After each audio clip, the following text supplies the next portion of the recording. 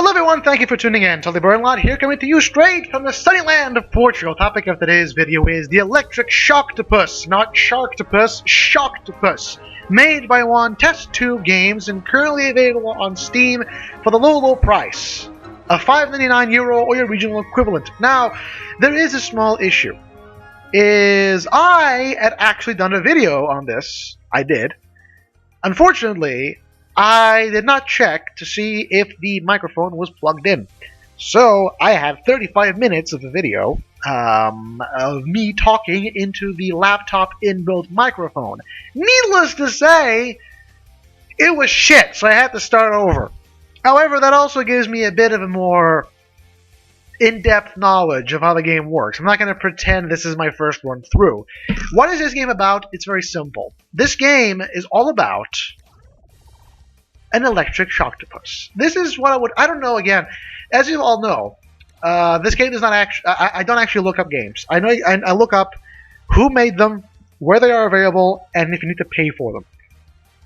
Pardon me, I just burped. And I look up if it's in early development or not. As far as I'm aware, this game is finished. It's available on Steam, as I said, for the low price of €5.99 or your original equivalent, and it is complete. I don't know anything else about the game. What I can tell you is, this is a game entirely about magnetic fields, namely how magnetic fields work.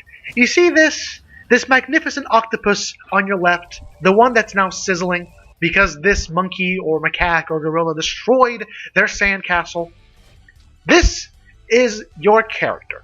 You can imagine this character as being a particle. Normally, they are, as you can see, neutrally charged. Right? They don't have any charge. However, if you click Shift or Z, you gain a positive charge. Now, each level is basically stuff like this.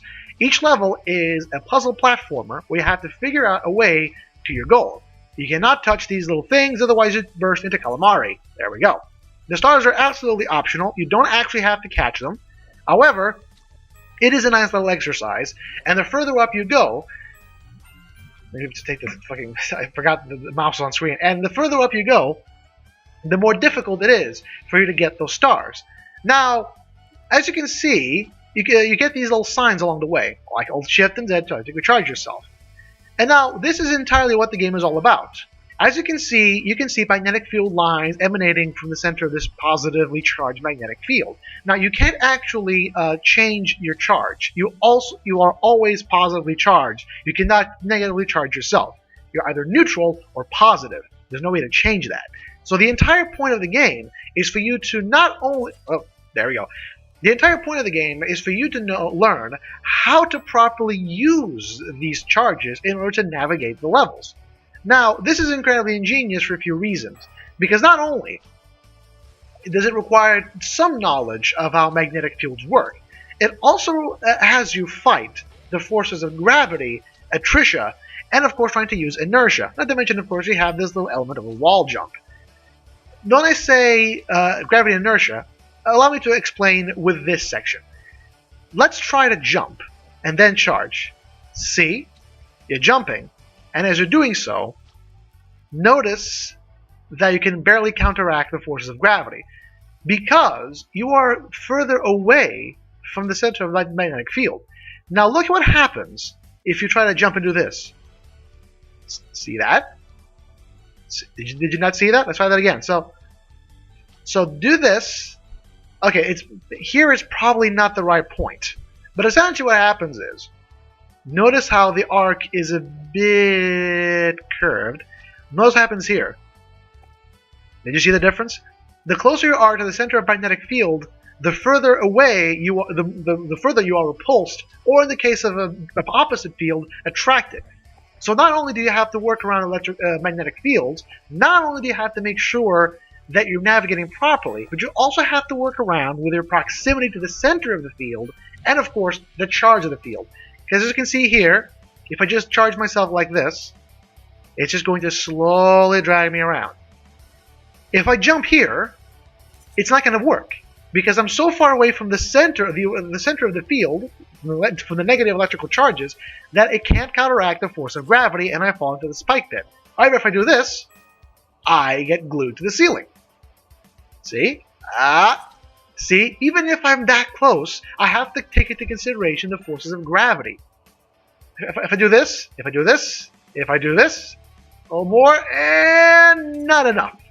This is what's ingenious about this game, because it's not just... I'm going to... Also, here's another thing. Here's what I mean about inertia. Notice that? You're slingshotted around. You're slingshot. Because you're only getting a positive charge for a few seconds. And because of that, you have to expend your motion. You have to keep going. Inertia is going to make you keep going. And that means you're going to be slingshot into the skies. Oh, hold on. Just make sure it's, as the sign says, it's just a tap. This is what I meant about the game being ingenious. It requires you to work with not just actual charges. Because again, when I first saw this game being advertised on r/Let's Play My Game, I thought it was going to be merely like a puzzler or platformer, yes, but merely you getting glued to this kind of, to the surfaces. Essentially be going into surfaces and gluing yourselves to them. But no, it requires some knowledge of how to exploit this in regards to your motion, inertia, and of course the forces of gravity. And of course, you can generate these generalized electrical fields that don't actually get any stronger regardless of where you're going. They just, maintain a certain level of strength, and the further up you go, the more they actually pull you over, because you're counteracting the force of gravity and you're accelerating. So again, you actually have to think, for example, if you do this, this happens. If you do this, this happens. If you do this, that happens. See what I mean? And now, of course, we change the way. Let's see if I can do this. So go ahead, just a tap, and then you go down. You click, and then just a tap, and boom. This is what I'm talking about. The game requires, for example, magnetic field spin changes around. Here's a fantastic example of how the game has you use knowledge of actual gravitational fields in order to exploit your way around this entire area. Notice how it bends you around, right?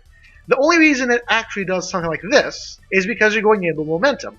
Because here's what happens if you go into this area. Hold on. There you go. Okay, there you go. Notice how it happens? Because you don't really have any momentum, and since it's going to spin you in the same direction all the time, it's going to spin you right around, baby. It's going to have a tinier arc. I'm assuming that I can exploit this to get upstairs to that sign. However, the first time around I came into this game, I just didn't know how. So that sign is a mystery to me. But yes, this game currently, if I saw that correctly, this game has 45 levels for you to explore. They get more and more complex, by the way. Also notice that you do in fact blaze. You're set on fire, hence why you can destroy boxes, as you can see here. The game is apparently 45 levels. I took about 35 minutes to complete 17. Not just because I was recording, also because I just blatantly suck at platformers, much less puzzle platformers. Now notice this, right? You use momentum, and then boom. See, this is what I'm talking about. I thought this game was going to be a simple, you attract yourself to surfaces and that's it. But it's not. It does in fact require you to know how to exploit these magnetic fields in relation to your momentum, such as this, as you saw. Yeah, there you go. For example, let's see if I can do this. I can do this. What I can do is I can do this. See? Let me try that again. So this area is the center of the magnetic field. If I do a little tap and a jump, I'm going to be projected outwards, see? And because this field here that I'm in here right now curves me in the same direction, this one, if I go in speedy, I can, wait, too much. If I go in speedy, I can exploit this to boom. And now I never actually managed to get to this particular thing. I never actually managed to get this star. I honestly don't know. Oh! Oh! I actually did manage to get that star when I was on my first recording. So yeah, I got 3 stars on that one. Alright. And of course, the further up you go in the game, the more complicated the actual levels become. Such as this one, I have to do this, I have to manage yourself around these things. And of course, for example, you might think that you can save yourself from falling into those spike pits by using your positive charge by repelling yourself. But you can't. And you know why? Let me just show you. Just jump over there. No, jump over there. No. I wanted to show you something that apparently I managed to do with my first recording, and I'm not doing here. See? Not enough. It's not just about the charges. It's about being able to exploit those charges to move around and ignore gravity and try to minimize your momentum, or maximize your momentum in this case. For example, you do this. There we go. Also, the sign says here, don't feel like you have to get all the stars. You don't. As the first level indicated, the stars are completely optional. You don't actually need to get them. They're absolutely optional. However, this is a puzzle platformer with the ability to collect stars based on what the game is offering in terms of a puzzle. Obviously, you're going to want the stars. There we go. What does it say? Want to make devious levels. Of course, that's also a thing that can happen. This game has a campaign with 45 levels. It also has a full-on level editor. You can actually use this editor to make levels such as these. Now, for an example, notice how the electrical lines are going downwards. So I can do this, I can do this, I can do this. It's absolutely ingenious, and you can just hop, boom. It is amazing. And now this is why I absolutely love this. Oh, shit. Oh, too much. Too much. Have to start over. Alright, so this is why I absolutely love this game. Because, again, I don't know if this is supposed to be an educational game. I don't. I really don't. If this is supposed to be an educational game, then I have to sing the praises of it. For example, Frog Fractions, as a game, pretty much makes fun of edutainment games that do very little to actually, edu, as opposed to just tame you. That was a ridiculous thing. Essentially, Frog Fractions, for those who don't know, is, well, it starts as a sweet little parody of edutainment games that don't actually educate you in anything. Because again, they lack they may lack context, they may lack proper explanation. What does matter is that this game, if it is not in fact an educational game, it might as well be one. Because here's the point: I'm pretty sure this was probably an excuse for a developer to nerd out, and I can appreciate that. I too enjoy nerding out over things. Magnetic fields and physics, surprisingly enough, is one of them. I actually do enjoy reading books on theoretical quantum physics. I absolutely love the subject. I'm not good at it in any fucking shape or form, but I like reading about it. And this is a good example of a way to introduce a basic subject such as how magnetic fields work to an audience that may very well be very young. As this game indicates, I was going to say something and I lost my train of thought. I was going to say, right, I had this entire I had this entire speech at the end, because most of the video that I made was in fact just me going around and reacting to how things were happening. But considering the fact that I now am capable of giving you an explanation of what this game is, this is pretty much it. This game is going to keep introducing new concepts, such as, for example, conductors. I want to see if I can get to the conductor. Here you can exploit the magnetic field, or you can do something. For example, notice how the curve remains constant. So here, go back up, there we go. Also, the little thing is if you jump and charge at the same time, now with a slight delay, literally at the same time, let's see, now you do this. Oh, hold on. There we go. And, so close. But you get the point. This game is very ingenious in that it does require you to know how to properly manipulate your motion in regard to these magnetic fields in order to get where you want to go. Because as you saw, if you just move around slowly, as you will see in a moment, you're not going to be able to properly complete the level. However, if you do this, see, you can do this. See, it's amazing, isn't it? Yep, there we go. Now, as I was saying, again, I don't know if this game is supposed to be educational. I don't. Like, for example, what this sign says is electrical fields add up a fact called superposition. This game manages to introduce you to its mechanics, introduce you to ways to beat it, to beat the levels and get yourself the stars, while at the same time dropping tidbits of information that are in fact very relevant to the topic at hand, i.e. magnetic fields. Assuming that you can imagine this octopus as being a particle that can be either negatively charged or positively charged, this game can in fact be used for educational purposes. I don't know if that was the whole point of it. I really don't. However, what I do know is that it can serve that purpose, because it provides an option for someone who is trying to learn something like this to do it in an enjoyable experience.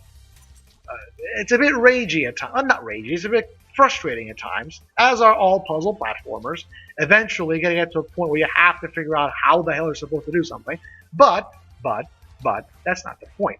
The point, of course, being that this game offers an excellent opportunity for you to learn how magnetic fields work, how charges work, how conductors work, stuff like that, while at the same time dropping helpful tidbits of information. For example, here's a conductor. Now, if we go up here, down here, conductors are things like metal or salt or water. There are many signs throughout this entire game that tell you random tidbits of information like this. Electrical charges within can flow around easily. And by you looking at the way that magnetic field is warped, you get to see how stuff like conductors work.